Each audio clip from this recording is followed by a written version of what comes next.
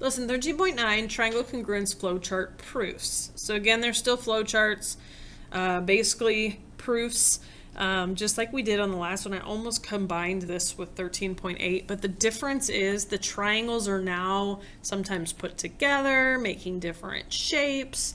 They're not just two totally separate triangles, so that's going to add a little bit of complexity. So we're just completing the flowchart proof. Notice that the last statement and reason have both been filled in for you. So they're giving you the reason why they're congruent. We just have to then pick here, here, and here of what leads us to that conclusion. So I literally went through and I picked that there's going to be a set of congruent sides, set of congruent angles, set of congruent sides. Okay, so the first thing I would do is pick out these sides. So I would say side DA is congruent to BA. And that's given from the picture, having the tick marks. Then I would have my angle. I can't just call it angle A. I would say angle DAC is congruent to BAC. And that's given. The only thing we're missing is another set of sides. I can't just assume that these two sides are congruent, but what I do know is they share this side. So if I were to separate these two triangles, pull them apart from each other, they would each have this side length that's congruent to itself. And so I would just say that CA or AC is congruent to AC. When you have something congruent to itself, that's because of the reflexive property. So you need to remember that. Something congruent to itself is just, the reasoning is reflexive property. Think of a reflection. It's a mirror image. It is itself. Okay? And so that would be enough info to say, yes, those triangles are the same. Number two, all they're telling us is that lines AB here is parallel to CD. So that's going to probably help us find some angle relationships here. And they're telling me that, yes, the triangles are congruent because of angle, side, angle. So I went through and I put angle, side, angle. Let's go ahead and put our given. So we know that line AB is parallel to CD, given. What does that lead us to know? That's what that arrow means. What does that tell us? Well, if these are my parallels, that's going to tell me that I have congruent angles here and actually here. So I just have to pick which ones I want to use.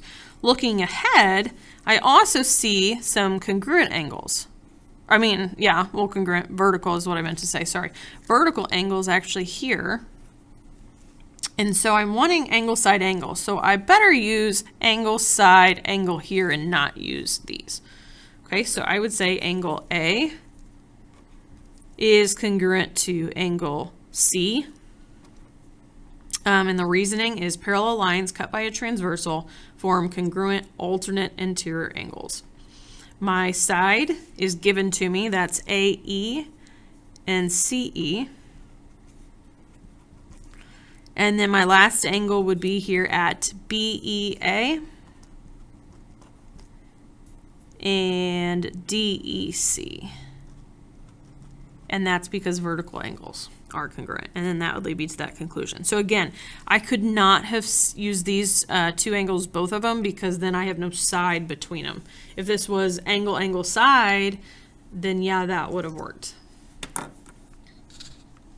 right, and then last one. BD is the angle bisector. BD is an angle bisector of this whole angle here. So an angle bisector cuts this into two congruent parts here. So you can put two tick marks on there. You could put two little arcs, whatever you want to do. So I'm going to put that then, what it also does is a bisector makes a perpendicular here. So I can say that line BD is perpendicular to AC. And that's given. Then what that tells me is that something and something, two angles are right angles, because I'm trying to go angle, angle, side. So that tells me here at angle ADB and CDB are right angles, my reasoning would be perpendicular lines form right angles. They do. And then my other angles would be the A and C, because they're given to me in the picture. And then the line that's going to be congruent, because I couldn't do angle, angle, angle, is going to be this one.